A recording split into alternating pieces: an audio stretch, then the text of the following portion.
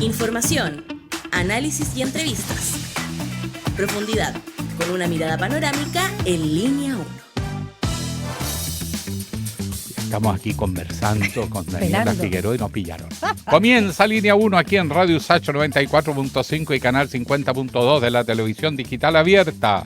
Estamos también diariousach.cl, TV USACH 50.1, Zapping 173, Mundo 522 y todas las redes sociales. Comienza y somos Línea 1. Daniela Figueroa, muy, pero muy buenos días. Verde Esperanza. lo que va quedando, Alejandro Guillén. ¿Cómo que va a quedar? Y tú, muy elegante el día de hoy y ¿sí? Perdona la comparación, no es bueno comparar. Hoy día estás como con el look de Boric, ¿no? Voy a cambiar. De chaquetita azul, sin para quienes corbata, solo nos escuchan corbata. Por la radio, ¿vale? Camisa blanca. Camisa blanca, chaquetita azul, sin corbata, impecable. Te ves muy buen mozo el día de hoy. ¿Y los pantalones? Y los pantalones como beige, Dockers. Nada que ver. No, sí, también.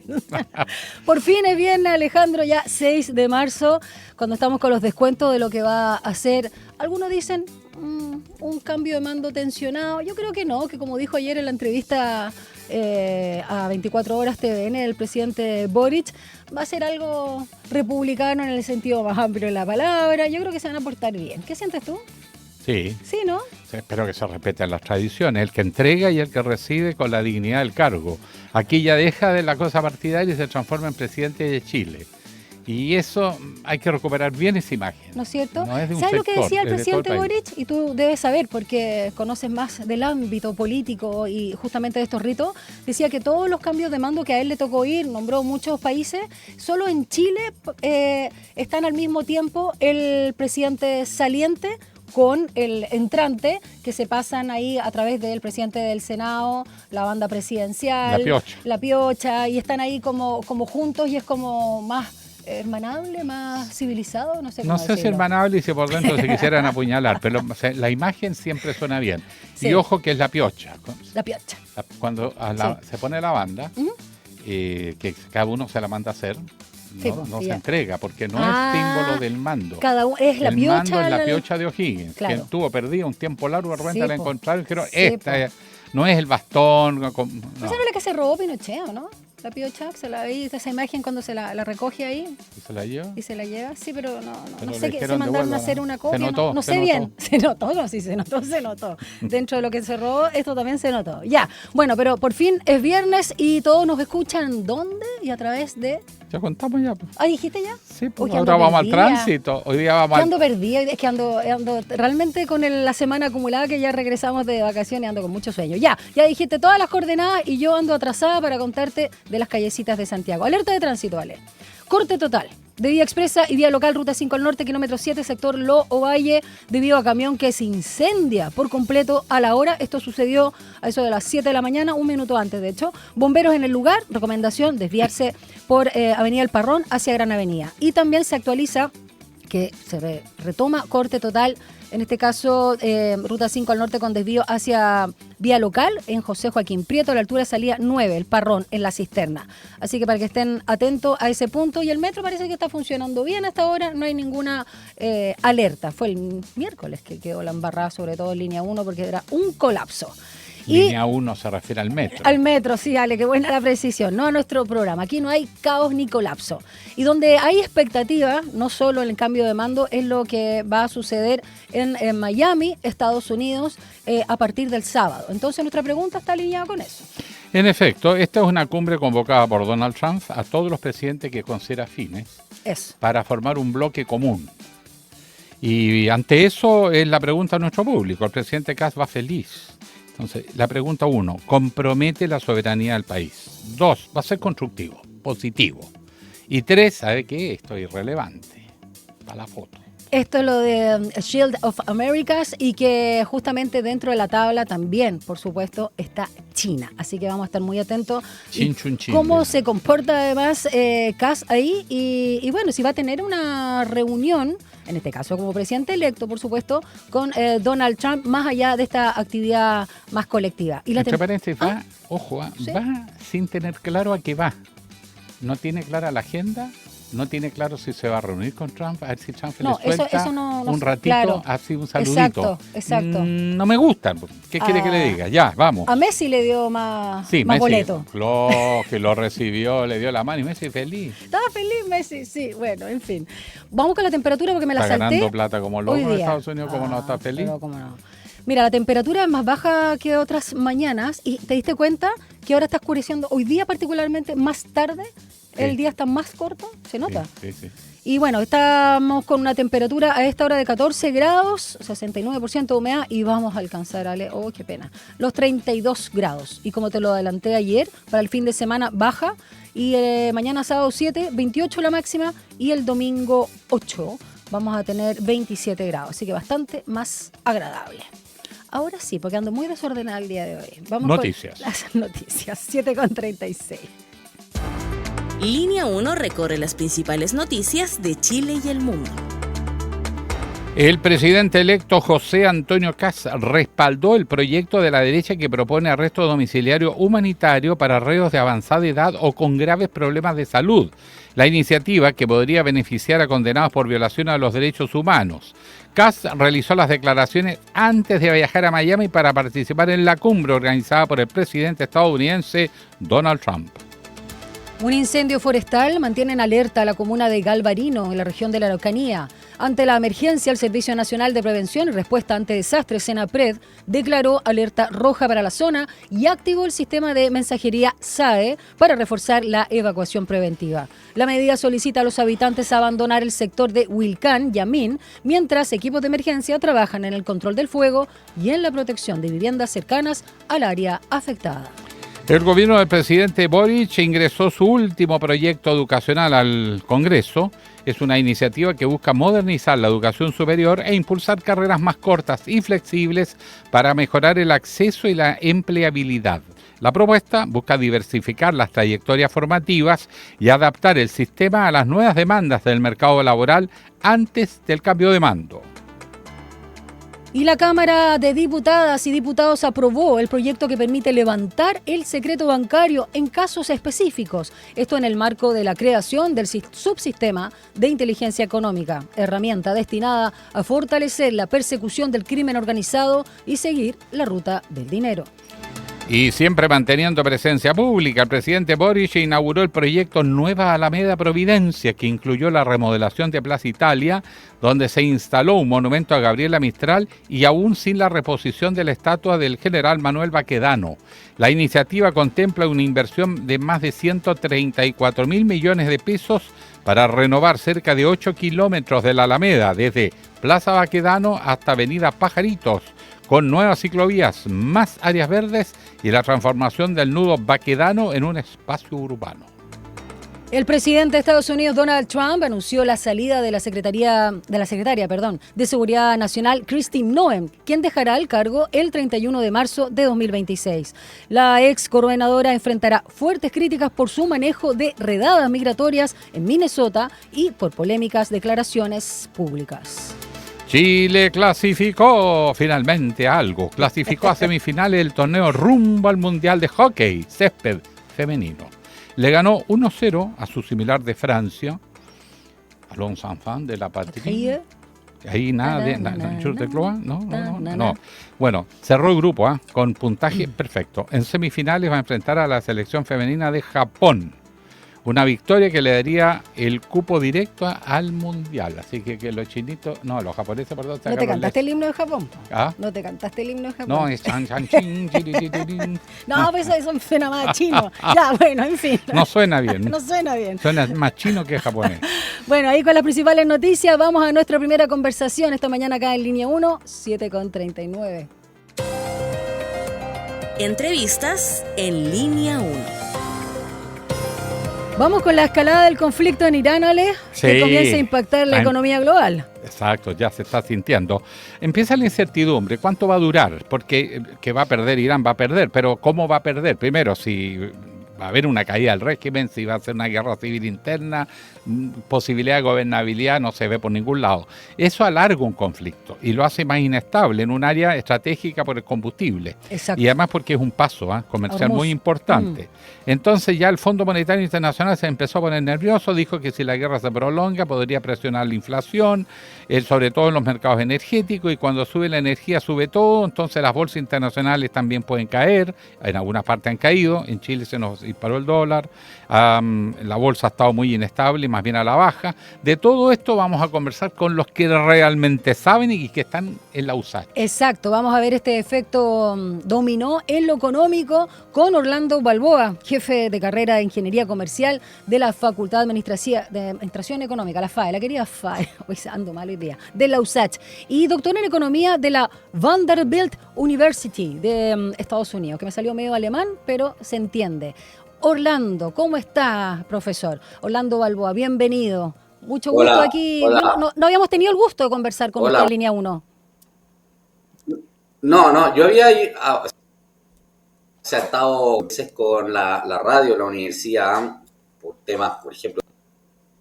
Vamos a pedir ahora, ahí la conexión que está... Ahora es radio y televisión, exacto. Y diario electrónico. Vamos a pedirle, si nos está escuchando Orlando Balboa, si te puedes conectar nuevamente a nuestro sistema de video y por supuesto también de llamada para escucharte de forma fluida. Yo le traduzco. Para saber Dijo que no había estado en el canal, pero que había estado en la radio. Claro, pero tampoco en nuestro programa, en otro. No. En otro.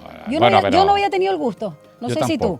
Así que vamos a estar muy atentos para hablar justamente lo que decías, ¿no? El efecto de los mercados energéticos de este conflicto en Irán o con Irán y el tema del petróleo, el gas y el dólar, que subió más de 10 pesos y alcanzó los 910. Obviamente siempre, con esta alguien gana, tensión. Siempre alguien pierde. En economía no todos pierden. No, pues. Hay unos que ganan. Los productores de petróleo de América Latina, por ejemplo, están ganando la incertidumbre, pero estas cosas rebotan porque si se desestabiliza la economía, al dispararse los combustibles, al final todo termina subiendo porque hay que transportar las cosas. Orlando, si nos estás escuchando, te están llamando por si acaso, porque nosotros no te vemos, pero para poder tener una comunicación fluida, el equipo de producción de Línea 1 te está llamando por teléfono para que tengamos quizás la imagen y el audio a través de llamada telefónica, que siempre funciona mucho mejor. Y bueno, a todo esto, igual Trump con Venezuela tiene asegurado ahí un buen... Estados Unidos se la una producción de petróleo. Apresiona y me sube el precio y te castigo y te subo los aranceles. Tiene una capacidad negociadora, pero los peces chicos... Como nosotros sí. América Somos medianos, chicos, ya me pierdo. Chico. Una cosa es ser chiquitito, ordenado, buen alumno, la región, pero... Bueno, obviamente después de Brasil y Argentina, sí, evidente. Pero, mira, toma en cuenta que el comercio con Asia hoy día es 55%. Con Asia. Con Asia. China, 40%. Con América Latina, 8%. Imagínate. Para que te des cuenta tú. Ahora sí está conectado nuestro profesor Orlando Balboa, bueno, jefe además de la carrera, como decíamos, de Ingeniería Comercial de la FAE de la USACH. Ahora sí, Orlando, ¿cómo estás? Muy buenos días. Buenos días, no sé si ahora me escuchan bien. Sí, te escuchamos bien. Yo lo encuentro un poco lejano, me están saboteando aquí, se están bajando. No, un poquito bajo, pero... Profesor, vamos a materia. La guerra siempre repercute en los precios, los combustibles irradian a muchas otras actividades. ¿Cómo se está sintiendo en este momento el impacto de la guerra desde el punto de vista comercial para América Latina y en particular para nuestro país? ¿Se percibe, se comienza a percibir el momento? Ya, ahí les voy a comentar un poquito el impacto que tiene el petróleo. Sobre todo hay que tener presente que la quinta parte del consumo internacional de petróleo pasa por el estrecho de Hormuz, ¿ya? Claro. Y eso representa aproximadamente, estamos hablando de 20 millones de barriles diarios de crudo por esta zona, y estamos hablando de un monto de 500.000 millones de dólares anuales. Entonces estamos hablando y eso representa la quinta parte del comercio asociado al petróleo. ¿Y no está rebotando ya? Sí, claro, se está sintiendo. Yo diría que en la medida que el conflicto se alargue, va a tener una implicancia mucho más grande sobre y lo que los economistas llamamos unos efectos reales sobre la economía. Pero lo que hay ahora es un poco una incertidumbre acerca de la duración del conflicto y la profundidad que va a tener dicho conflicto, digamos. Entonces uno ve esta caída en las bolsas, digamos, el mercado financiero reacciona rápidamente, a diferencia de lo que llamamos el sector productivo, que es mucho más lenta la reacción, digamos. Entonces tú ves, y lo mismo con el dólar, digamos, el dólar básicamente es un activo financiero donde los inversionistas muchas veces se cubren frente a situaciones negativas, ¿no es cierto? Y cierto pesimismo que hay en el ambiente de inversión, y esto alguna vez los animales. Entonces, tú notas que hay un tipo de cuestión y están en preocupación de lo que está ocurriendo. Eso repercute en todas las bolsas, ¿ya? O sea, hay también como lo que uno llama como efectos contagio en las bolsas, que está asociado a este shock, pero es principalmente incertidumbre. Orlando, ahora respecto al crudo, ¿cuánto también alivia la situación para la región, y no solo la región, pensando también en Estados Unidos y todo el continente americano, las reservas de crudo que tiene Venezuela para aliviar esta situación de la dependencia o más bien del tráfico y sobre todo el impacto en Asia y a la vez de Asia hacia nosotros, el tema del estrecho de Hormuz, que como está restringido, al menos acá tenemos a Venezuela, por lo menos Estados Unidos lo tiene. Claro, hay que pensar quien se ve principalmente afectado por este cierre o situación riesgosa del estrecho de Hormuz son principalmente la economía asiática, digamos, y en menor medida Europa.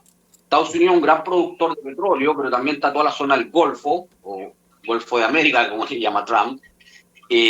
Tú tienes México y por otro lado Venezuela, pero hay que pensar que en Venezuela la producción de petróleo también ha estado muy deteriorada, digamos, por la falta de inversión, digamos, y también el riesgo que ha representado el conflicto también entre Estados Unidos y Venezuela, ¿no es cierto? Ya lo que va a pasar, y tampoco las empresas norteamericanas están todavía muy deseosas de aumentar la producción de petróleo. Entonces, pero indudablemente en el corto plazo, el alza del petróleo va a beneficiar a las economías latinoamericanas que son principalmente exportadoras de petróleo, digamos. O sea, Venezuela va a tener algún efecto rebote, por decirlo así. Nosotros nos podríamos ver un poco más perjudicados, los que somos importadores de petróleo, como el caso de Chile, digamos, donde la producción de petróleo no alcanza, digamos, para abastecer el consumo nacional de combustible. Y esta economía un poquitito perjudicada, ¿no? Pero nuevamente eso va a depender, yo te decía, de qué tan largo va a ser el conflicto. Exactamente, el tema que preocupa, usted mismo lo decía, quizás por ahora, más que el abastecimiento mismo, lo que incomoda es la incertidumbre de cuánto va a durar esta guerra. Si esto se va alargando más de un mes, dos, y se empieza a ver que todavía no hay posibilidad de que el régimen se desplome como se espera, que se cambien las autoridades, que haya gobernabilidad, porque incluso podría caer el régimen y desatarse una guerra civil, por lo tanto seguiría la inestabilidad. ¿Hasta qué punto esto repercutiría si esto se sigue prolongando más de un mes, 2 meses, 3 meses?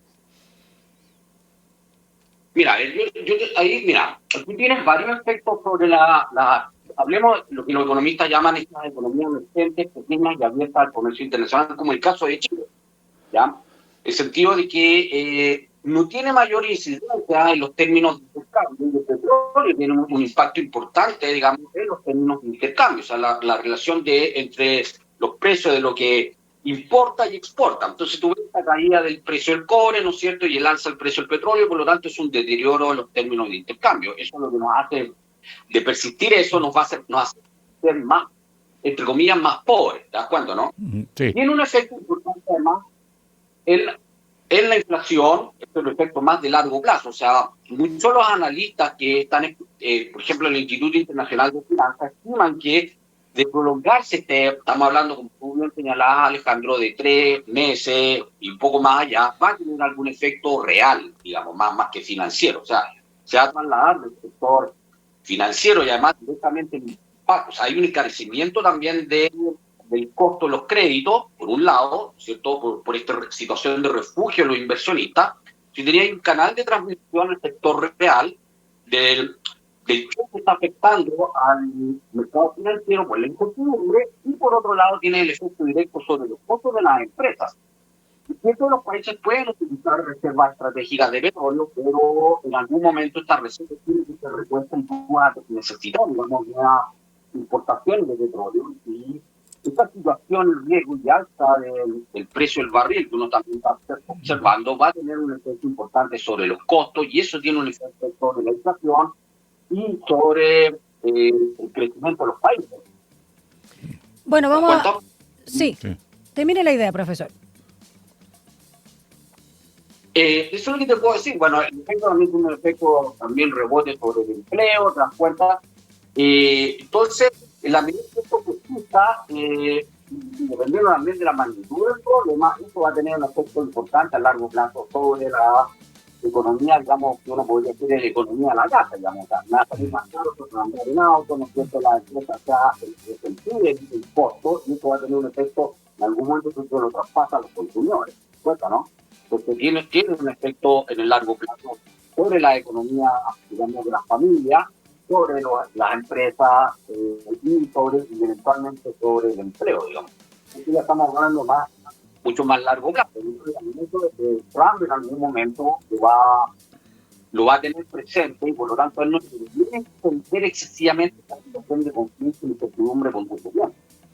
Bueno, vamos a estar atentos mientras transcurren los días, y por supuesto también los efectos están los inmediatos, los mediatos y los a largo plazo, ¿no? A propósito también del impacto que tiene este conflicto en Irán con Asia, ¿no? Y Asia de rebote también a Latinoamérica y en Chile en particular. Profesor, tengo entendido que ya en la próxima ocasión va a estar con nosotros acá en el estudio, así que ahí no vamos a tener problema de conexión, y le agradecemos mucho también el análisis a Orlando Balboa, jefe de la carrera de Ingeniería Comercial de la FAE de la USACH. Gracias, profesor. Un abrazo.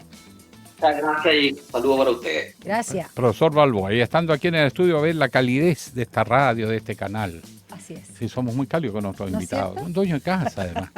Ya, vamos a la pausa. Vamos contigo. 7:52.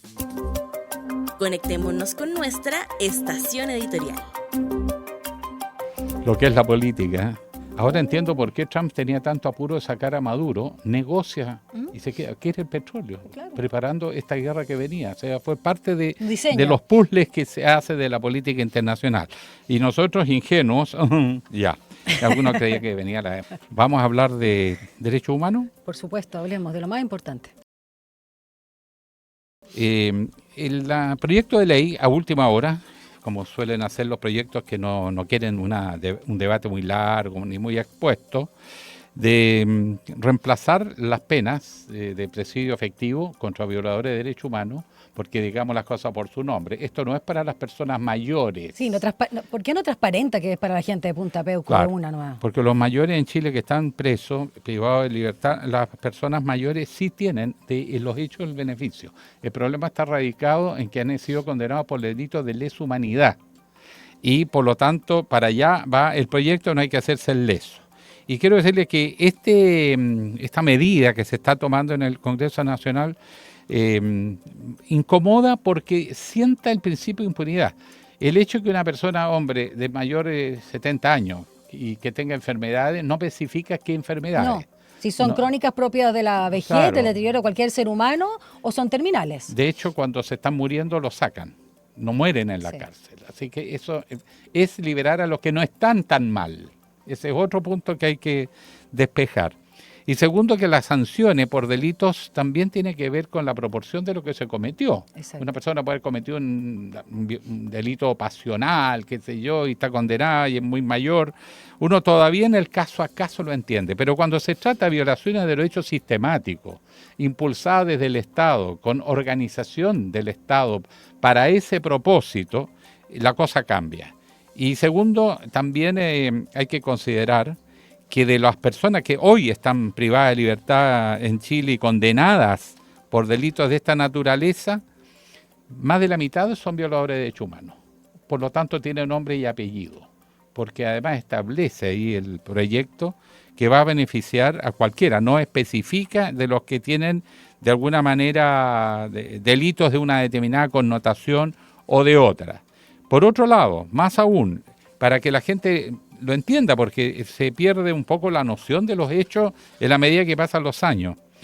Solo Miguel Krasnov, a quien el presidente Kast visitó a la cárcel de Punta Peuco durante su primera campaña del 2017, les prometió que iba a hacer algo por ellos. Esto se ratifica ahora y ya de hecho el presidente dio la señal de que lo aprueba. Solamente voy a mencionar el caso de Krasnov, que probablemente es el peor de todos, sí, pero no es el único. Junto con Mamo Contreras, que ya murió el 2015.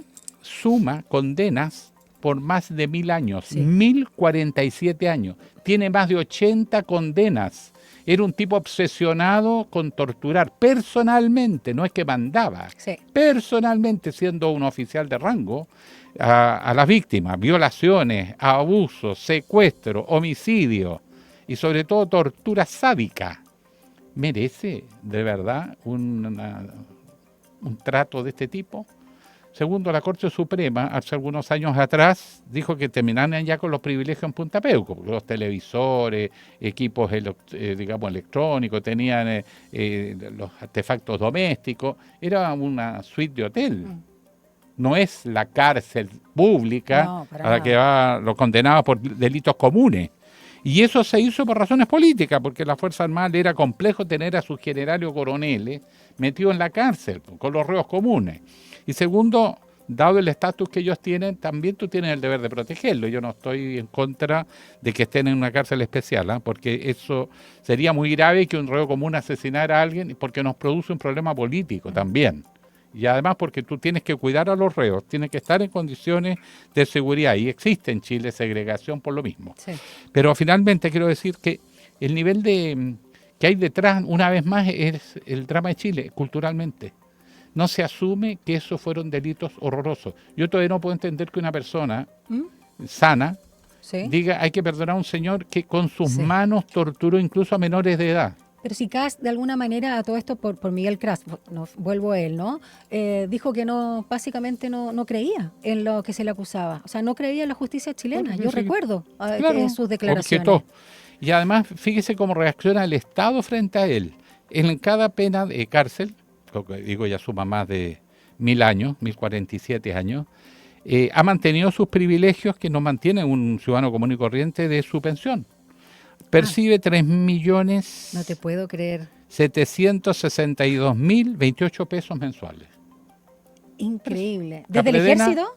Claro, Capredena se lo sigue pagando, con impuestos que pagamos todos los chilenos. Le pagamos la cárcel y le pagamos un beneficio económico por las funciones cumplidas.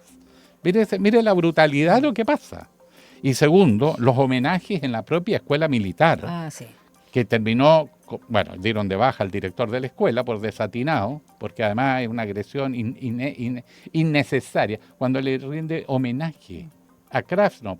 Mire, es el símbolo del violador de los derechos humanos en Chile. Es como si en Alemania pusieran a Heinrich Himmler como el jefe de la Gestapo, como el tipo ahí que hay que darle homenaje por el servicio a la patria. Sí. A esta altura. Atroz. Entonces, eso pasó hace unos años, no es reciente. Había un lento y difícil transición dentro de las propias Fuerzas Armadas. Entonces, culturalmente, hay sectores políticos civiles y sectores militares que todavía parecieran no entender la brutalidad de lo que hicieron.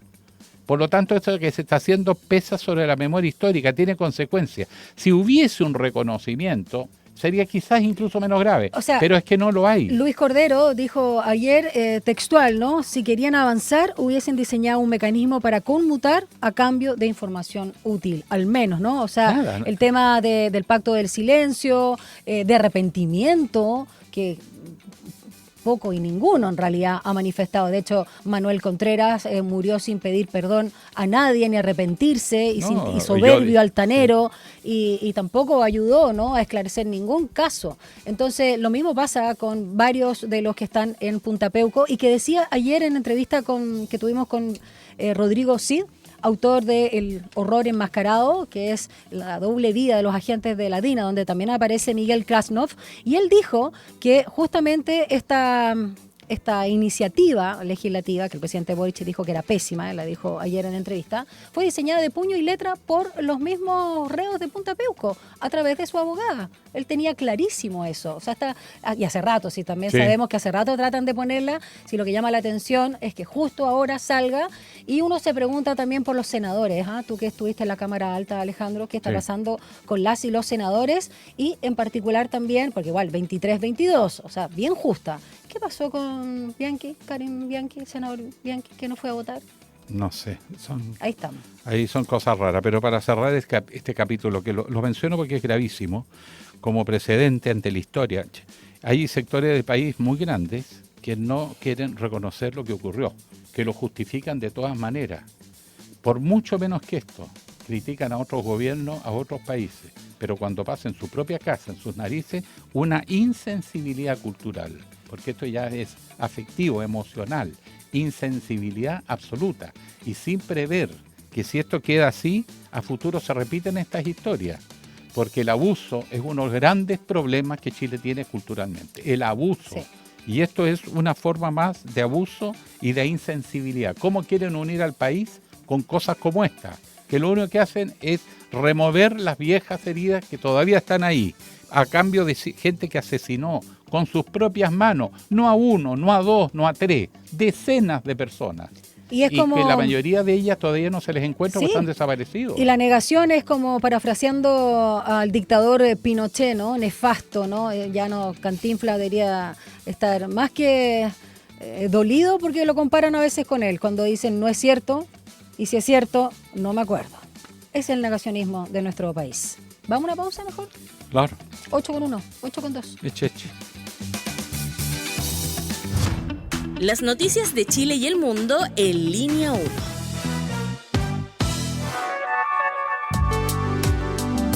Es la hora en Radio USACH.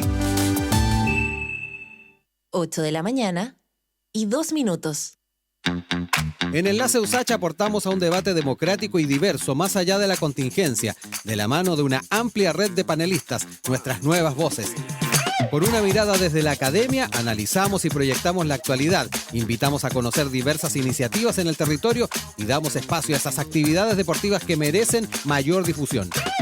Enlace USACH, de lunes a viernes desde las 9 de la mañana por la 94.5 FM y el canal 50.2 de la señal digital abierta.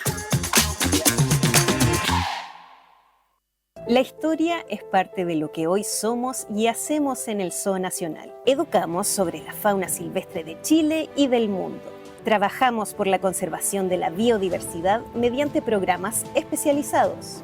Aportamos a la ciencia impulsando investigaciones y conocimiento. Rehabilitamos a más de 1.000 animales silvestres al año. Celebramos un siglo al servicio de la conservación, de la educación y del encuentro entre las personas y la naturaleza. Zoo Nacional, 100 años de recuerdos que nos unen. Sé parte de nuestra franja cultural en Artes y Oficios los lunes y viernes a las 17 horas. Teatro, danza, música, cine, artes visuales, literatura, tradición y vanguardia. En Artes y Oficios conocemos más del trabajo que existe detrás de cada creación realizada por las y los protagonistas del mundo artístico, cultural y patrimonial y de su impacto en nuestra sociedad. La invitación es a discutir la cultura con todas sus aristas. Juntémonos en la 94.5 los lunes y viernes a las 17 horas. Radio USACH, nuevas voces. Actualidad y análisis. Estás en línea 1. En línea 1 nos detenemos en las noticias que definen la actualidad. El presidente electo José Antonio Kast respaldó el proyecto de la derecha que propone el arresto domiciliario humanitario para reos de avanzada edad o con graves problemas de salud. En realidad, problemas de salud ni siquiera son graves. Iniciativa que podría beneficiar a condenados por violación a los derechos humanos. Y Kast realizó las declaraciones justo antes de partir a Miami para participar en una cumbre organizada por el presidente estadounidense Donald Trump. Un incendio forestal mantiene en alerta la comuna de Galvarino en la región de la Araucanía. Ante la emergencia, el Servicio Nacional de Prevención y Respuesta ante Desastres, SENAPRED, declaró alerta roja para la zona y activó un sistema de mensajería SAE para reforzar la evacuación preventiva. La medida solicita a los habitantes abandonar el sector de Huilcán Yamín, mientras equipos de emergencia trabajan en el control del fuego y en la protección de viviendas cercanas al área afectada.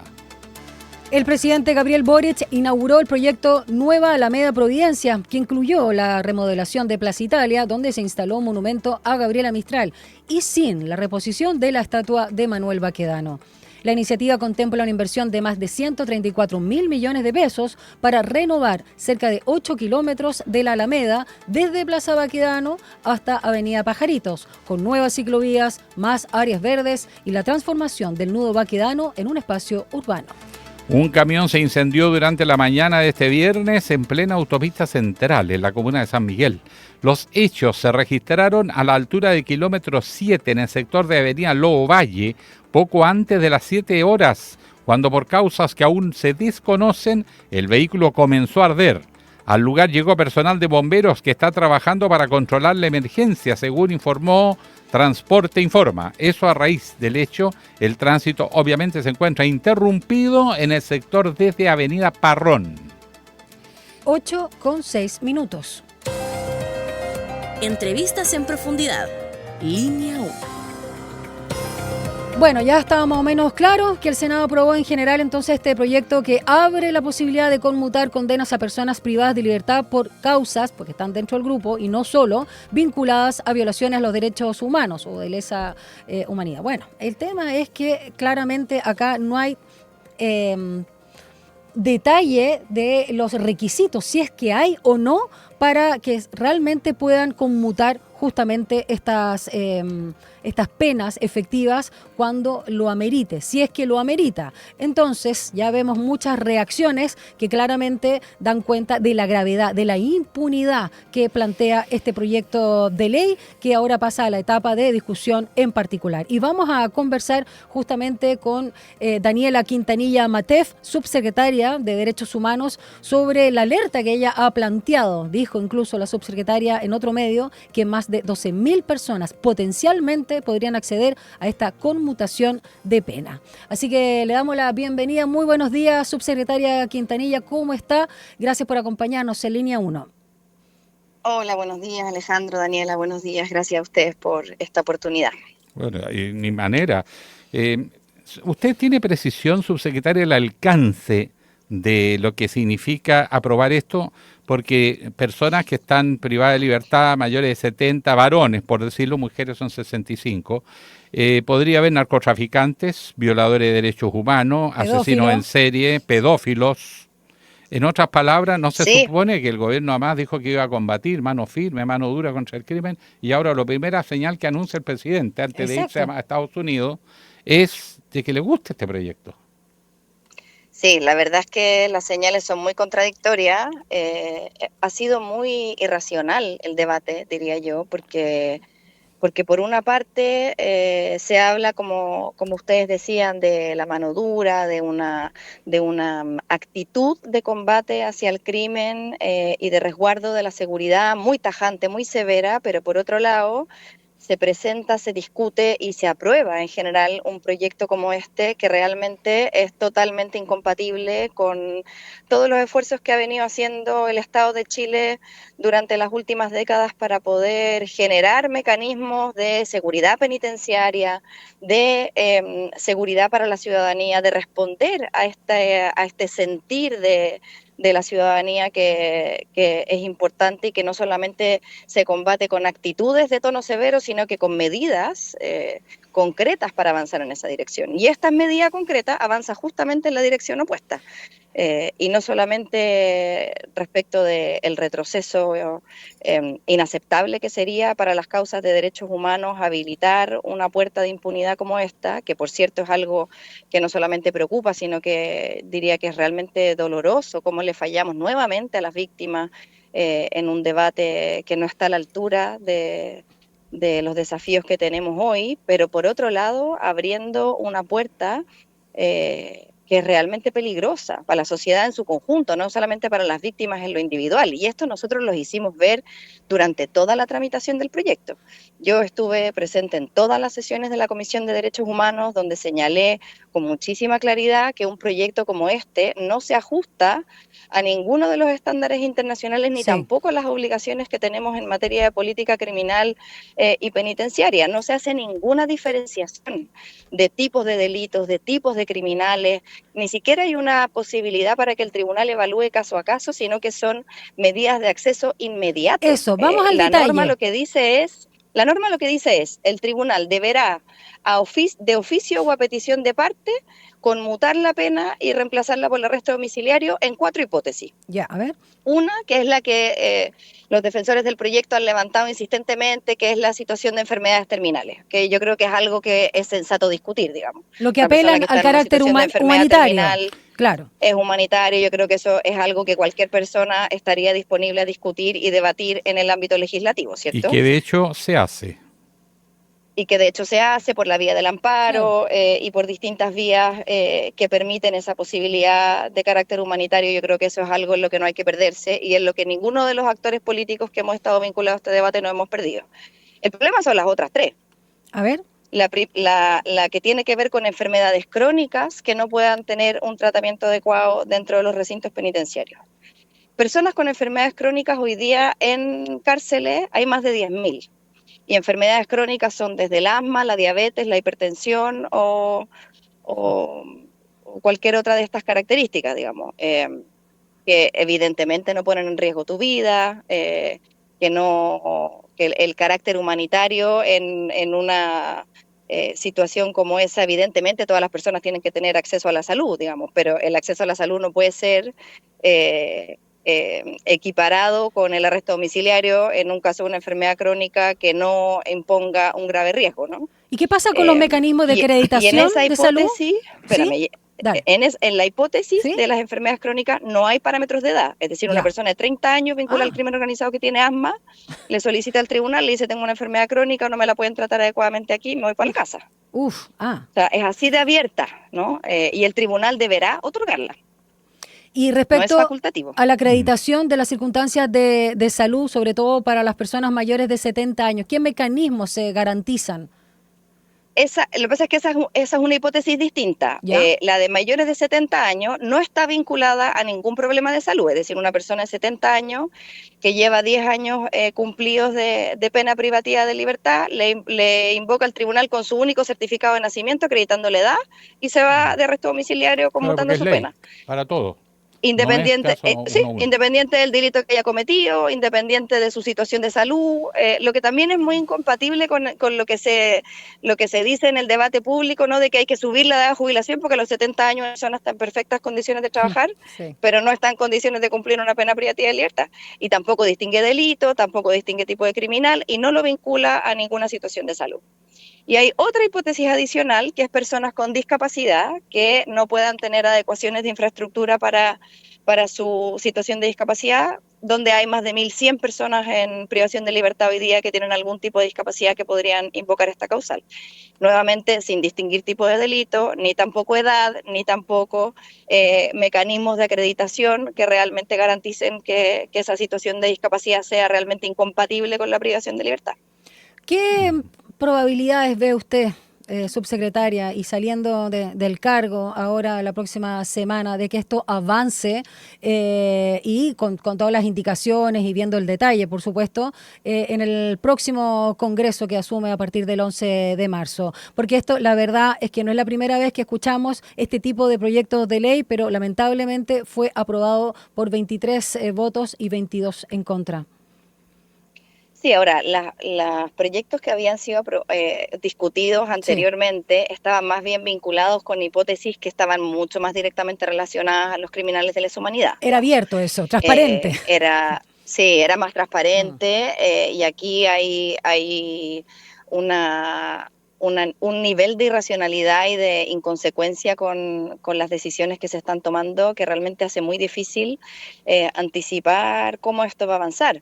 Por ponerte un ejemplo, hace algunos meses atrás nosotros discutimos un proyecto de ley que patrocinó el Ejecutivo, que era un proyecto para la protección materno-infantil de mujeres privadas de libertad. Lo que nosotros proponíamos era que las mujeres embarazadas o con hijos menores de 3 años, excluyendo a las mujeres condenadas por delitos graves y por delitos contra niños, niñas y adolescentes, pudiesen pasar ese periodo de embarazo, lactancia hasta los 3 años de sus hijos en arresto domiciliario, con tobillera electrónica para garantizar el resguardo de la seguridad y del cumplimiento de la pena, con una proyección de un máximo de 168 mujeres en todo el país, y el Senado se negó a discutirlo, porque dijo, esto es un escándalo, esto es una señal de impunidad a la sociedad, estamos en una crisis de seguridad, ¿cómo al Ejecutivo se le ocurre querer liberar a estas mujeres? Excluyendo a las criminales peligrosas y excluyendo delitos contra niños, niñas y adolescentes. Se negaron a discutirlo, ni siquiera lo quisieron votar en la sala. Y ayer se aprueba un proyecto como este que le abre la puerta sin ningún mecanismo de resguardo para que la gente efectivamente esté en arresto domiciliario. Es como que nosotros lo estamos liberando y estamos confiando en su palabra de que van a estar en sus casas. Sin ningún mecanismo que permita acreditar con certeza las causales que se invocan y sin ni siquiera evaluar caso a caso ni distinguir tipos de delitos, sino que con un acceso automático. O sea, es realmente una cuestión que no se puede comprender. Subsecretaria Daniela Quintanilla, cuando usted conversa con los senadores que presentaron el proyecto, hay algunos que ante la opinión pública tienen pinta no de tipo de ultraderecha, que están dispuestos a valorizar la dictadura de Pinochet y nada. Es un gesto para congraciarse con ciertos sectores uniformados y irse a su casa tranquilo. ¿Qué dicen en la íntima para justificar esto? ¿Alguna dosis de duda, de comprensión de las consecuencias que esto puede tener, o hay una indiferencia completa? ¿La tiraron para irse y que nadie les cargue de que no hicieron nada? Mira, yo diría que ha habido una actitud, tanto en la discusión en la comisión como en la sala, de invocar una retórica de que esto es de carácter humanitario, que nadie se merece morir a los 90 años en la cárcel, y ese es el argumento que se invoca una y otra vez. No se han hecho cargo de todas las otras hipótesis ni de todas las otras dimensiones de técnica legislativa que es muy deficiente, que nosotros como ejecutivos levantamos y que además recogió la propia Corte Suprema en su informe sobre este proyecto. Y ha habido, diría yo, una cierta tendencia a responsabilizar al Ejecutivo de no haber mejorado este proyecto, circunstancias que esta es una moción parlamentaria que el Ejecutivo no patrocinó, que el Ejecutivo dijo desde el día 1 que no estaba de acuerdo, que alertamos de las deficiencias, que alertamos de la peligrosidad de esto, y se ha querido generar una narrativa en la que se pretende hacer responsable a quienes no están de acuerdo con el proyecto por no mejorarlo, lo que es francamente absurdo, y por otro lado de insistir con el carácter humanitario que yo de verdad digo, o sea, creo que cualquier parlamentario y cualquier ejecutivo estaría disponible a discutir un proyecto de ley de carácter humanitario para personas mayores con enfermedades terminales para que puedan tener medidas alternativas. Yo creo que nadie se negaría a eso. Pero, subsecretaria, pero este proyecto no se trata de eso. Ese es el problema, ¿no? Que no que dice se está 90 años, dice en torno 70. a un proyecto que no tiene nada que ver con eso, claro. Dice 70 años, no está hablando de personas que están muriendo. El problema... Exacto. El problema es que en las alocuciones de defensa que hacen, ese es el carácter que invocan. Y eso hace muy difícil debatir porque tú estás debatiendo sobre una base de una retórica que no se condice con la realidad, ni con el articulado del proyecto, ni con las posiciones que ha tenido el Ejecutivo sostenidamente en este debate. Entonces así es muy difícil y yo creo que eso es lo más preocupante de fondo, ¿no? Cómo estas discusiones merman la confianza de la ciudadanía en las instituciones, presentan una deshonestidad intelectual en el debate que es muy difícil de enfrentar con racionalidad. De hecho, yo sé que son muy respetuosos en el Ejecutivo, subsecretaria, de los poderes del Estado y en este caso del Legislativo, pero de alguna manera también preguntarle cómo se entiende que del Senado haya salido algo que está mal diseñado, además según los parlamentarios de la Cámara Alta que votaron en contra, en este caso Daniel Núñez, el senador que además fue el único que planteó, aunque fue criticado por el senador Cruzcoque, el conflicto, digamos, de intereses por la cercanía, por supuesto, de un senador, en este caso Javier Macaya, con el tema. Estamos hablando de su padre, que fue recientemente condenado por abuso sexual. Entonces, también ahí, ¿qué pasa con esas inhabilidades? Estamos claro que es una locura, y yo diría, y me hago cargo del juicio, que es bastante obsceno el diseño de esta misma iniciativa. Pero claramente, si nos vamos también en el detalle, ¿cómo se entiende que no se haya inhabilitado un senador que tiene un padre en estas condiciones y podría eventualmente ser beneficiario? Mira, yo te diría que, como tú misma lo señalabas al inicio, cuando uno ejerce un rol y un cargo, tiene que ser bien respetuosa de los límites de ello, ¿no? Y creo que le corresponde al Senado pronunciarse sobre las inhabilidades. Lo que yo te puedo decir respecto de ese debate, que a mí me pasó observándolo en la sala, es muy difícil enfrentar el debate cuando hay deshonestidad en las posiciones, porque la respuesta que se señaló frente a esta solicitud del senador Núñez fue decir, bueno, entonces que se inhabiliten los hijos de víctimas de la dictadura porque ellos se van a ver beneficiados con su rechazo. Entonces es una lógica de un debate que yo insisto, al final del día lo único que hace es distanciar a las instituciones, al debate público y a la política de las necesidades de la gente de hoy. Y de la confianza que necesitamos nosotros cultivar en la ciudadanía de que la política es capaz de resolver los problemas de la gente. Y cuando se torna un debate de estas características, donde está plagado de deshonestidad y de irresponsabilidad en la toma de decisiones, yo creo que vamos en la dirección absolutamente contraria de lo que el país requiere hoy.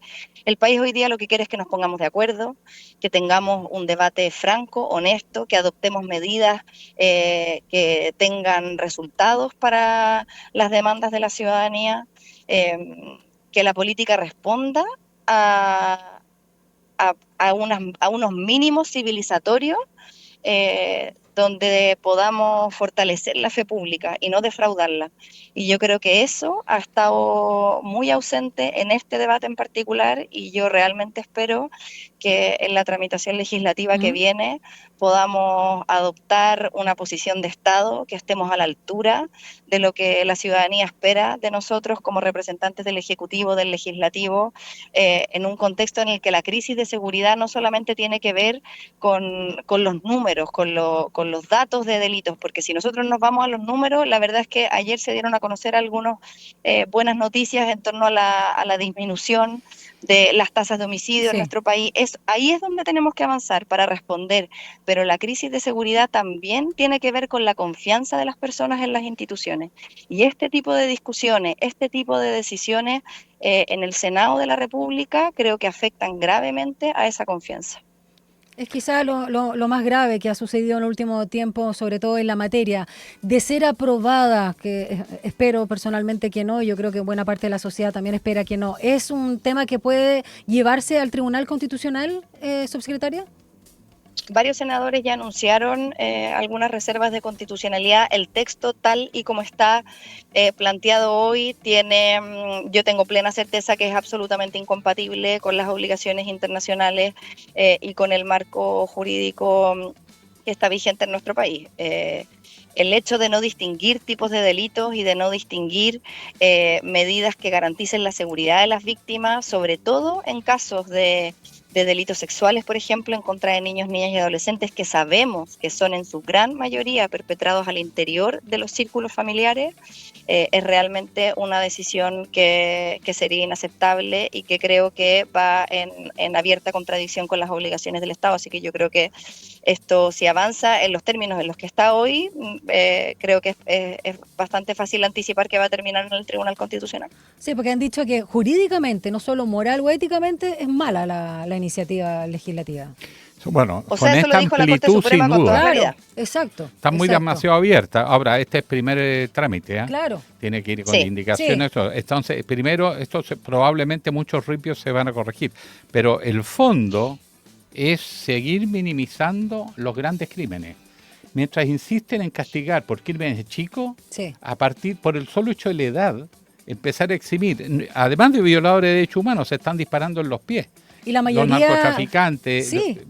o Y sea, la los mayoría de los violadores. violadores de derechos humanos, ya hay que recordarlo, no están en la cárcel desde finales de los 70, 80 o incluso inicios de los 90 con la vuelta a la democracia, digámoslo. O sea, fuertemente luego del 2000. O sea, vivieron buena parte de su vida libres, con total impunidad, desarrollando su vida y entraron a la cárcel porque la justicia se ha demorado, y hay que decirlo, en Chile, sobre todo en la materia que tiene relación con violación a los derechos humanos en el contexto de la dictadura cívico-militar, ¿no? Entonces, claramente también no son personas que han cumplido el 80%, o sea, no han estado toda su vida en la cárcel, Y además independiente de recibiendo incluso y recibiendo pensiones de de las penas. 3.700.000 como Krasnov, pesos claro. pagados por todos los chilenos. ¿Por qué? Sí. Por las funciones cumplidas. ¿Cuál? Violar los derechos humanos.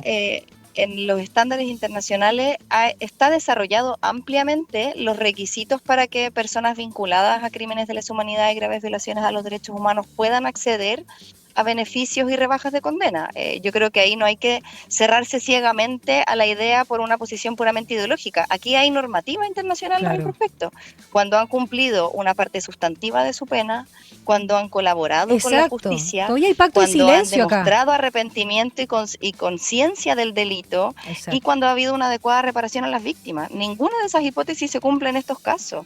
O sea, son personas que están en perfecto estado de salud, que no han colaborado con la justicia, que saben cuál es el destino final de las víctimas y no han querido entregarlo. Así es. Que se llaman a sí mismos presos políticos, que no tienen ninguna conciencia del daño que perpetraron a la sociedad, sino que por el contrario reivindican lo que hicieron en el quiebre democrático en nuestro país.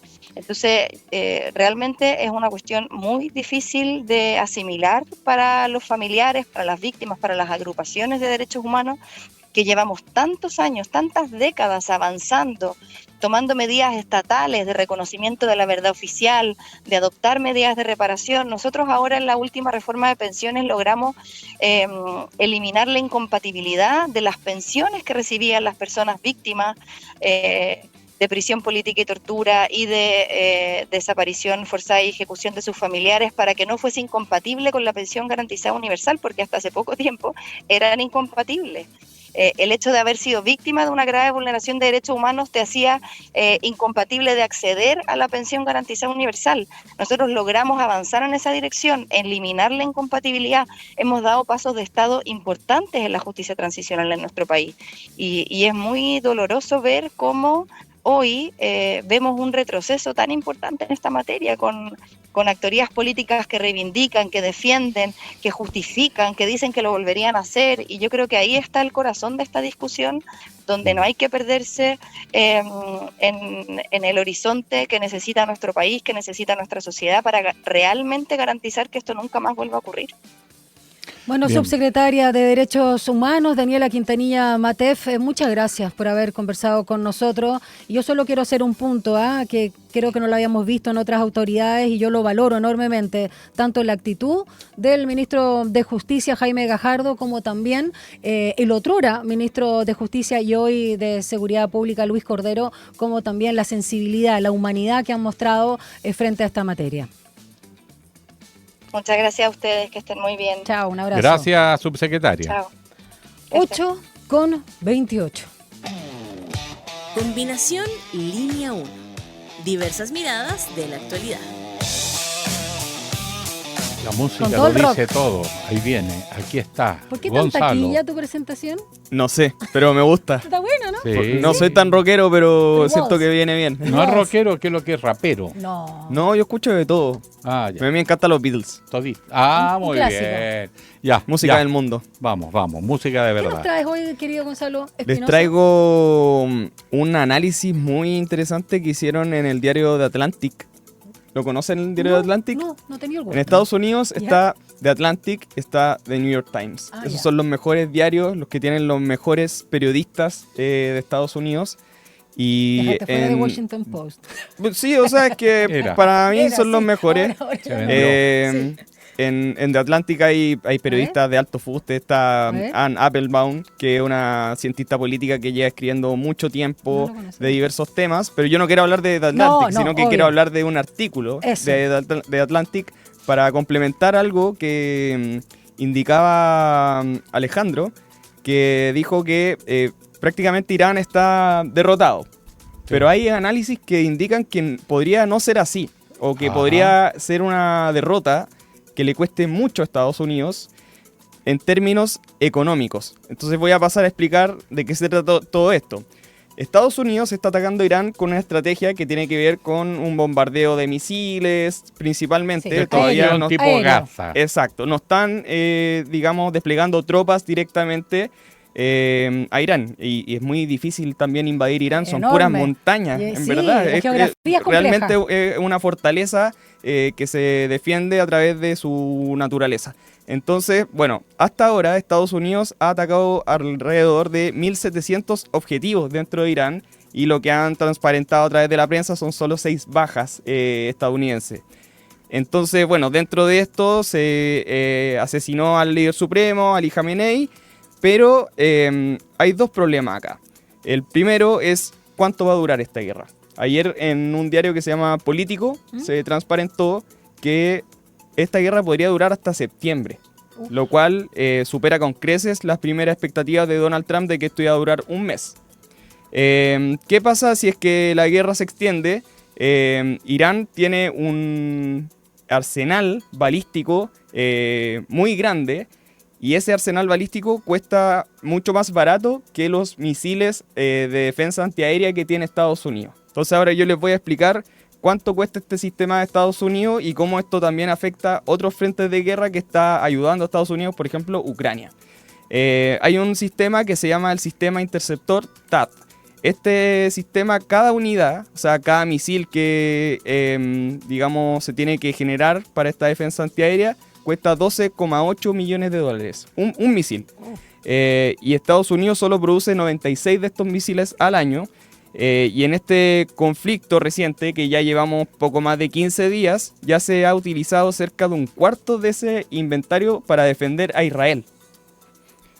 Otro sistema que tienen es el sistema Patriot, los misiles Patriot. Esto siempre se nombran en la prensa. Cada misil Patriot cuesta 5 millones de dólares.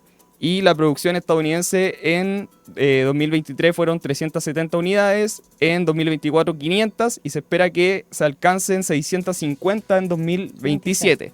27. Claro, y el Pentágono estima que el país solo dispone del 25% de la, digamos, reservas necesarias según la planificación militar que llevan desarrollando. Entonces, ¿qué sucede? Irán cuenta con un arsenal estimado de 2.500 misiles balísticos y puede producir decenas, incluso cientos de estos misiles cada mes. Y cada misil cuesta aproximadamente 1 o 2 millones de dólares. O sea, la producción de misiles para atacar, digamos, a todos los objetivos que tienen más cerca, principalmente Israel, es muy barata, y cada misil, para ser derribado, se necesitan 2 o 3 misiles Patriot. O sea, se entiende la proporción, perfecto, ¿no? Sí, interesante el análisis. Además, se suman los drones. Hay unos drones especiales que se llaman los drones Shahed. ¿Ya? Y estos son fabricados por Irán y Rusia, y se fabrican a un ritmo de 5.000 a 6.000 unidades al mes. Y estos drones, por ejemplo, con estos drones atacaron las embajadas de Estados Unidos en Emiratos Árabes. En todo el sector, ya. Entonces, estos drones cuestan $50.000 cada uno. O sea, son muy baratos de producir. Y estos drones también los ha ocupado Moscú en la guerra contra Ucrania. Entonces, ¿qué pasa? Que al final Estados Unidos está gastando mucho dinero en solamente defenderse, y además también muchos de estos misiles Patriot son enviados a Ucrania, porque necesitan también defender ese frente. Entonces, la complicación de la guerra, sí, es que están quedando cortos, y mientras más tiempo se extienda esto, más costoso para Estados Unidos, con todo el debate interno que también tienen de que finalmente a través del Congreso se tienen que aprobar los presupuestos militares para aumentar la capacidad. Así que se cae la tesis de Donald Trump respecto a que esto duraría 4 semanas y porque de alguna manera también decían los análisis, ellos pensaban que Irán iba a estar perdiendo o mermando su capacidad, no solo de respuesta, sino también de agresión. Es que es una guerra comunicacional, o sea, de cuánto se transparentan, digamos, los daños, porque finalmente Irán claramente estaba muy preparado para esta situación, sabían que iba a llegar eventualmente y desarrollaron un sistema que por ahora es mucho más barato para atacar que el sistema que tiene Estados Unidos para defenderse. Sí, además hay otras consecuencias, porque primero el costo para el sistema militar, segundo los efectos económicos globales, que también repercuten, el desencanto de la opinión pública internacional, porque en Estados Unidos más o menos están 60-40. 60% no está de acuerdo con lo que se está haciendo, y a la medida que esto empieza a encarecer la vida, etcétera, va a quebrar su propia coalición, cuyo mensaje principal había sido la promesa de América, concentrarse los problemas de la gente en América y salirse de los escenarios bélicos, y Trump no solo no lo está cerrando, sino que está abriendo todos los días frentes nuevos. Esto es cotidiano. Y quería el Nobel de la Paz. Quería el Nobel de la Paz. Y el otro, qué interesante, cómo van quedando cosas claras. ¿Por qué la urgencia de atacar Venezuela? ¿Por qué la urgencia de sacar del escenario, no a una casta corrupta ni cosa por el estilo, sino transar, en el fondo, con el chavismo, pero castigándolo con un hombre, el presidente, que es el símbolo? Pero porque en el fondo lo que quieren es el petróleo, no es traer la democracia ni la gobernabilidad, es el petróleo. Porque iban preparando este escenario viene preparado, no es porque la mesa de negociaciones no se llegó a acuerdo, nunca hubo interés de llegar a acuerdo tampoco. Exacto, sí, o sea, al final igual Irán tiene que gastar todo este dineral en arsenal militar solamente para establecer un punto para la diplomacia, al final de eso se trata todo, así que vamos a ver cómo va esta situación y qué consecuencias estratégicas tiene para Estados Unidos en un futuro. Oye, está bueno, perdona, que bueno tu dato, Gonza, de Atlantic.com, lo estoy viendo acá en la web. También el sistema de suscripción es bastante barato, digamos, o sea, muchos pueden acceder y súper buenos los contenidos, así que gracias por el dato. Buenísimo. Yo de verdad no lo conocía. Yo te puedo prestar mi suscripción. Ay, yo te presto la de mis películas movie. Ya, pues. Ahí compartimos. Y yo acepto la colaboración de ambos. Por supuesto. Eso. No, compartamos. Muy de Atlantic, eso. ¿Te parece? Sí. Muy buen dato y muy buena también tu crónica, ¿no? Respecto a lo que generó este diario demostrando, transparentando en realidad las capacidades bélicas de Estados Unidos frente a Irán, donde Irán parece que es bastante más efectivo y tiene lamentablemente para rato, porque esto es guerra. Gracias, Gonza. Hoy feliz viernes. Feliz viernes para ustedes. Chao, Vamos Gonza. A la pausa, porque ya tenemos más invitados y vamos a seguir con hablando. este tema. Exacto, a Europa nos vamos. 8:37. Estamos en Línea 1. ¿Trabajas como periodista o estás a cargo de las comunicaciones pero no tienes título profesional? ¿Quieres finalizar tus estudios de periodismo? Postula a la Escuela de Periodismo USACH. Ingresa al programa de regularización y prosecución de estudios en periodismo. En 3 años y medio, en horario vespertino, desarrollarás una mirada que busca darle sentido a los hechos.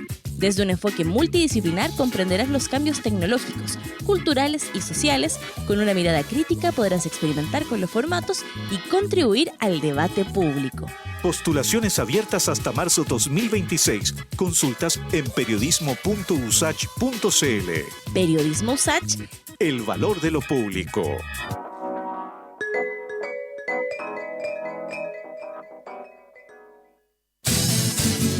Todos los días a las 12 en punto te invitamos a hacer un recorrido por los sonidos más profundos de nuestro país. El alma nacional. La trova, el canto de raíz, folclore y fusión que unen generaciones. Y cada viernes con música en vivo en las sesiones de El Alma.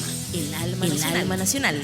Justo al mediodía, un encuentro diario con la música chilena por la 94.5 FM Radio USACH y en el 50.2 de la televisión digital abierta.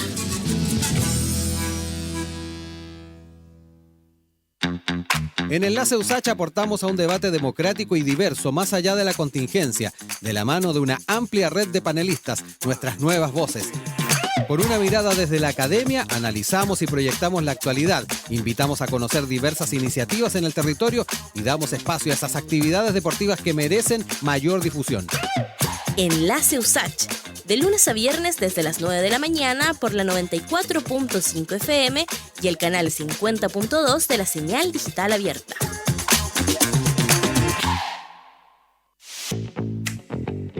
Te invitamos a Somos Expertas, Nuestra Voz.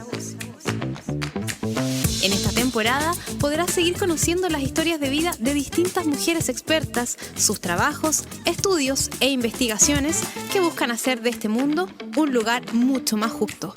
Conéctate a Somos Expertas, Nuestra Voz, cada miércoles y sábado a las 13 horas por la 94.5 FM, el canal 50.2 de la televisión digital abierta y en nuestras plataformas digitales. Radio USACH, Nuevas Voces. Las noticias de Chile y el mundo en línea 1. Un diálogo a fondo. Entrevistas en línea 1. Al final la guerra en Irán va evolucionando en direcciones impensadas, no solo el costo militar, financiero que esto está significando, sino también las divisiones internas en los aliados. Europa, que a esta altura tiene un perfil bastante débil, finalmente termina alineándose con Estados Unidos, pero cada día con más resistencia y algunos pequeños quiebres. El caso, por ejemplo, de España.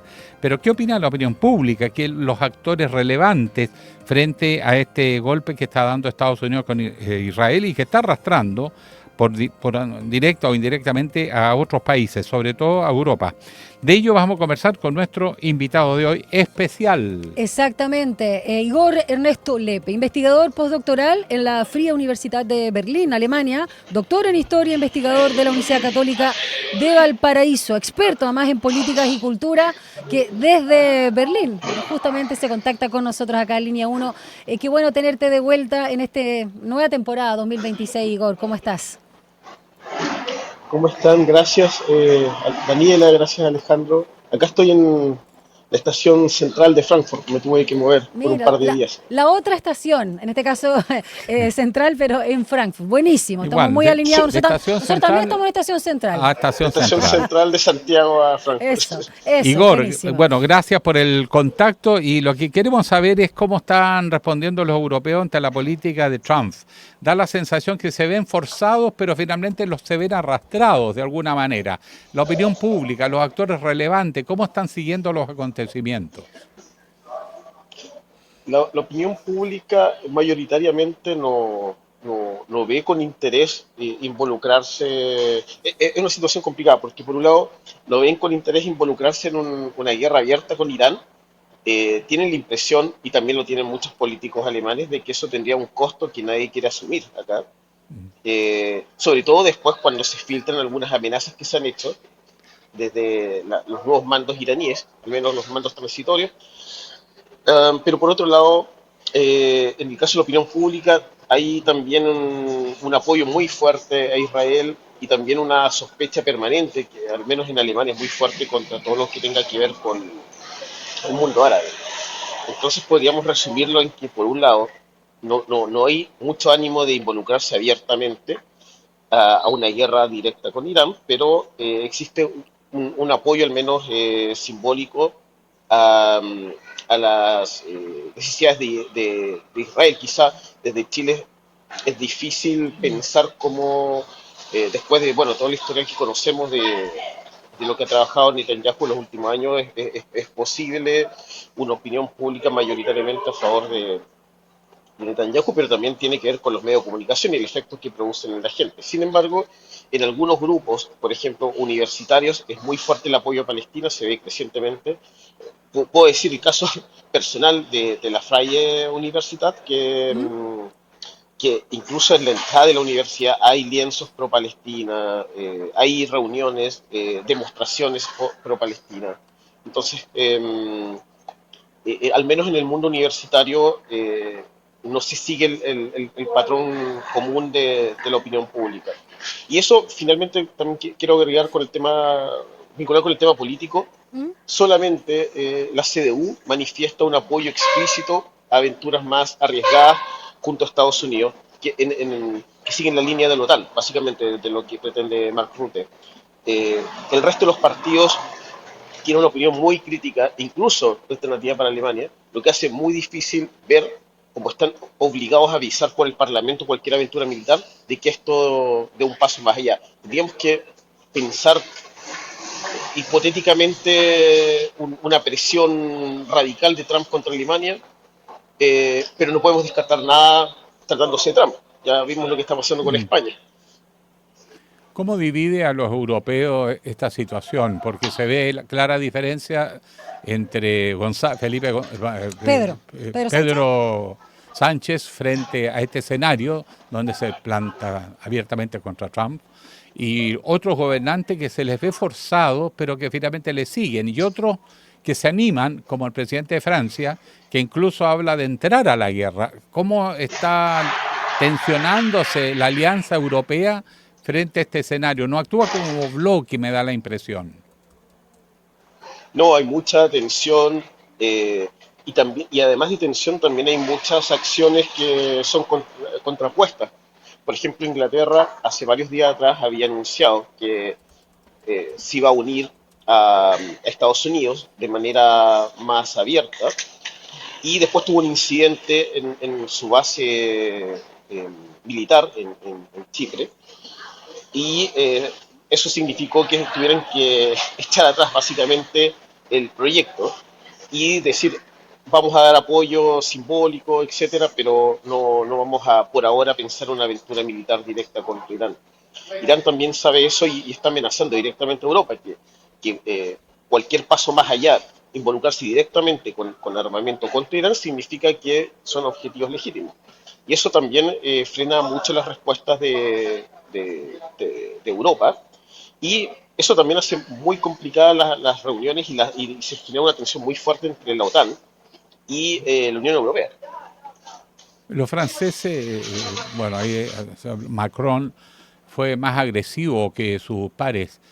¿Qué explica la posición de Francia, que tradicionalmente es la más distante con Estados Unidos? Bueno, Macron también está, por un lado, en una situación todavía política en lo interno muy, muy complicada.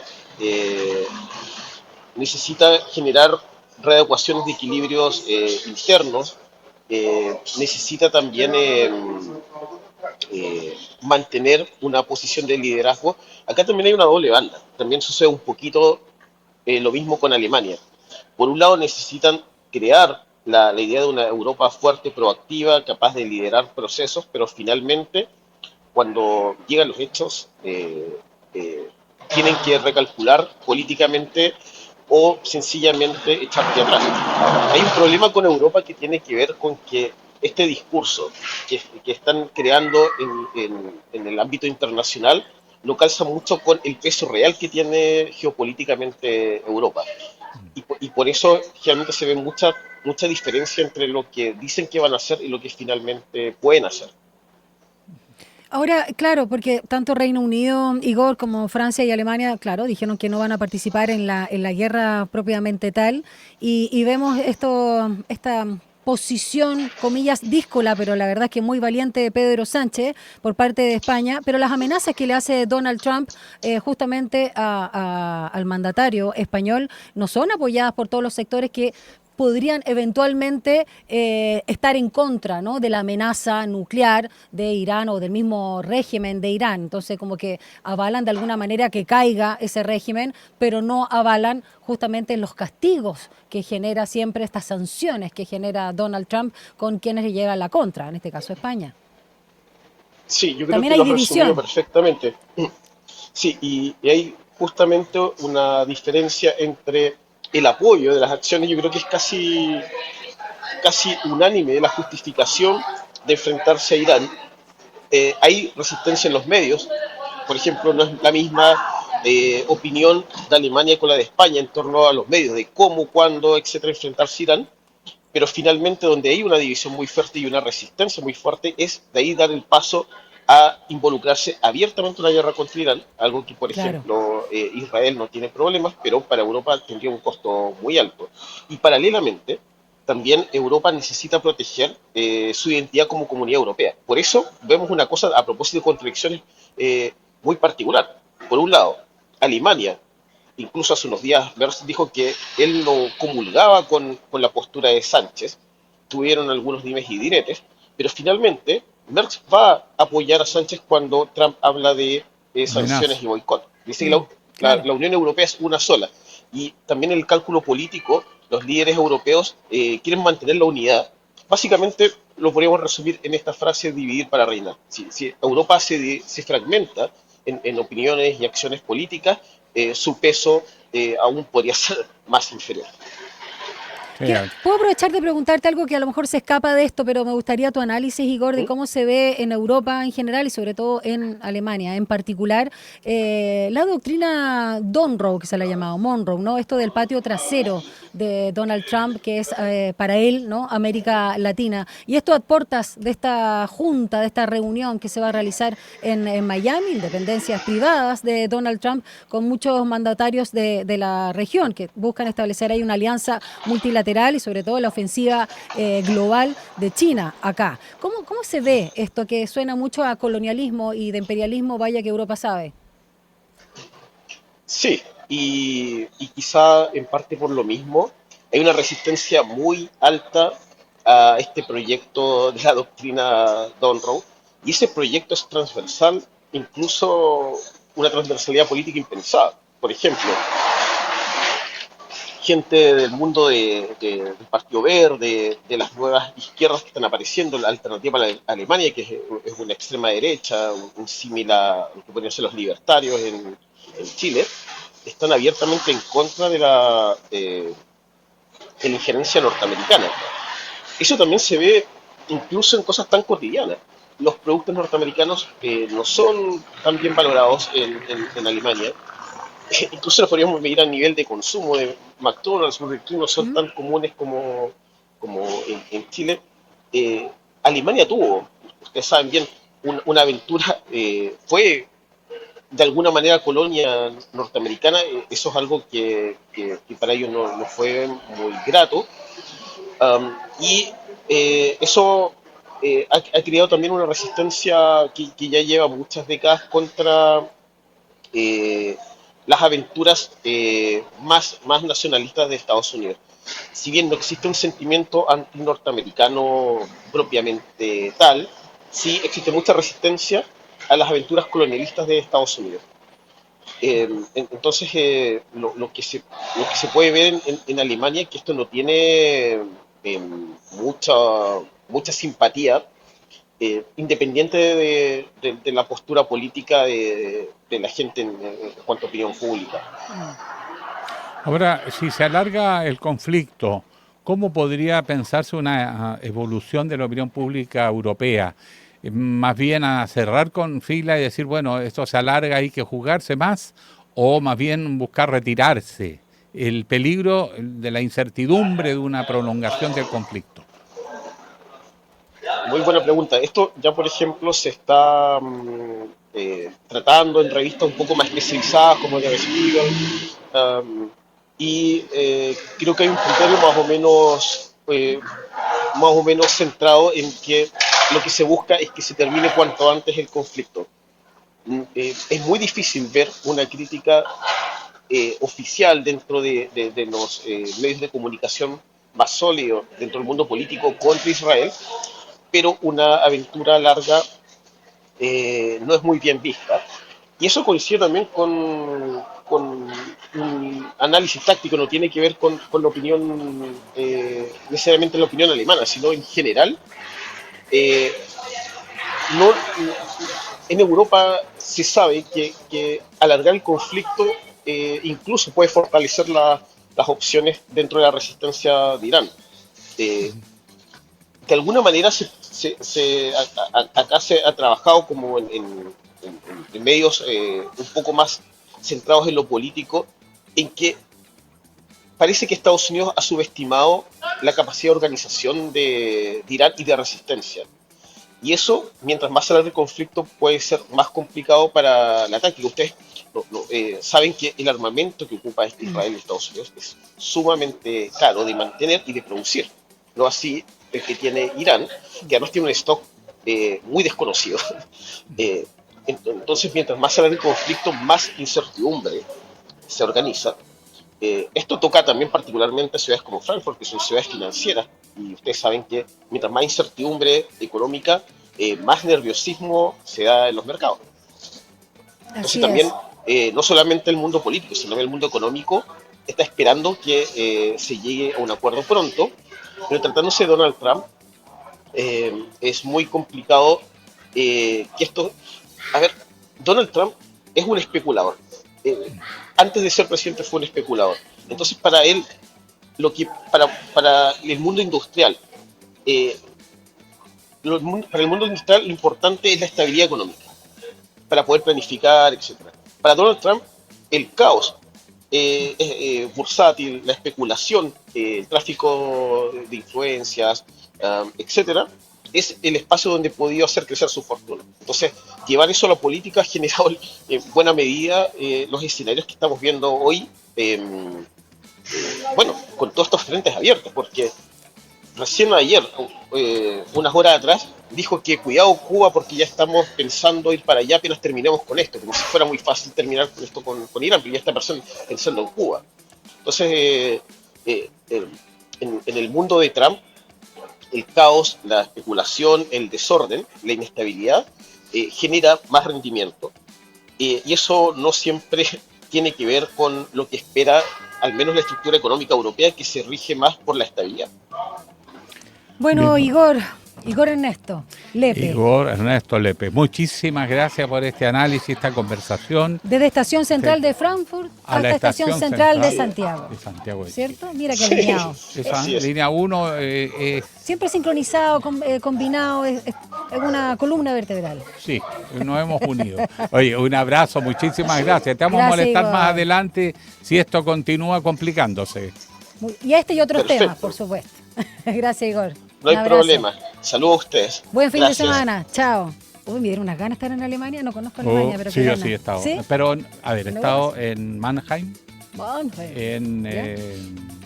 Berlín y en la mejor parte de todo, Heidelberg, donde está la universidad famosa de Sí, Heidelberg. sí, claro. Una de las más Y la fuente antiguas. alemana nomás Y yo he sobre estado. todo el barrio histórico, que no fue bombardeado. Es de las pocas partes de Alemania que lo que está es genuinamente antiguo, porque se han Mira, reconstruido sí, claro. ciudades. Sí, claro. Berlín Sí, se sí, ha reconstruido. sí, por supuesto. Impresionante. Tú lo miras y ves la foto y es lo mismo, pero está todo nuevo. En cambio, no, es precioso. Ya, para Alemania Ya. los pasajes. Vamos ahora con la agenda y las informaciones finales de nuestro programa 3 minutos para las 9. La agenda del día en línea 1. Estamos de vuelta aquí con Gonzalo, que llegó, pero con la primicia misma. Vamos con la agenda. El presidente electo, José Antonio Kast, ya está en Miami. Ah, ya llegó ya. Ya llegó a Miami, sí. ¿Va a ir a jugar golf o no? Va a ir a jugar golf, yo creo. Va a ir a... Se juntará con Marco Rubio a tomarse un Porque un no ron. viene, porque no viene. Porque no viene porque Marco no Rubio. viene, sí. Bueno, a las 5 se va a juntar con el presidente del Partido Republicano de Estados Unidos, Kevin Cooper. Y a las 8:30, hora de Chile, va a participar de esta reunión de la recepción de la bienvenida de la cumbre Shields of the Americas. Escudo de América. Ya. Vamos Eso a ver es dónde lo se que pone tenemos. después la foto. La ubicación en la foto dice cómo te tomaron en cuenta. Está Sí. al lado de Trump, Sí. o estar al borde o en la segunda fila al ¿Y final. cómo le da la mano? ¿Con qué fuerza? Si lo empuja, Exacto. porque él le ¿Te acordás agarra- el gallito que hizo con Pedro Sánchez cuando se dieron Sí. la mano? Y, la fuerza. Uy, los egos. Terrible. Ya, perdona, te interrumpí. Sí, no, eso es lo que hay de agenda. Ya. Vamos a revisar los resultados de la pregunta del día. Oye, perdona, y el domingo, 8M. Así que todas El las domingo, actividades sí, ahí domingo 8M, para que por vean supuesto. desde la coordinadora y el gobierno. Bueno, la pregunta era relativa a este viaje que está haciendo el presidente electo José Antonio Kast a esta cumbre organizada por Donald Trump en Miami. ¿Qué te parece? Le preguntamos a nuestro público en nuestras redes, @Radio Usach y @TV Usach. El 3% dice que será positivo, un viaje positivo, 26% irrelevante y el 71% dice que compromete demasiado. Eso es la Dígalo en soberanía. inglés. Claro, Sí, exacto. porque se van a alinear con Trump. ¿Qué van a decir los chinos? Sí, no solo los chinos, la historia de Chile. Hemos sido siempre muy cuidadosos en las relaciones internacionales de mantener por lo menos una actitud de soberanía, aunque no han doblado la mano muchas veces. Pero tengo entendido que Chile, Lagos se corrígeme, agiganta. no amenaza como Donald Trump. Sí, pero Bush Xi sí. Jinping, claro. Y Lago le dijo bien, se posterga el Tratado de Libre Comercio, lo sacrificó por la dignidad del país, por la soberanía Eso, del país. Yo ese espero es el que Los tema. valores. sepa en la que se está metiendo, porque ya dando 3 señales. Se pelea con el gobierno que está. Y parte mal con el gobierno que deja atrás. Se va a meter a Estados Unidos alineándose con Trump. Y antes de irse dice que le gusta el proyecto de ley Respalda, digamos, de conmutación de pena Exacto. para violadores de derechos humanos. No, Sí. eso es terrible. Yo creo que Sí. así como vamos, esto va a durar poco viaje. Tranquilo. O sea, la luna de miel que mencionaban Sí, ayer. luna de miel. Capaz Luna que no de exista. hiel va a ser. De hiel, exacto. Ya, Ya, pues, nos nos vamos. despedimos. Nos despedimos. ¿Qué ven ahora? Rodrigo. Exacto, Alcaíno con En la Usach. eso. Que tenga Mira, lindo fin de todo semana, fue como compañero. en coro. ¿Ah? Fue como en coro. Sí. ¿Sí? Sí. Así somos. Ya, chao. Chao, chao, chao. Buen fin de semana.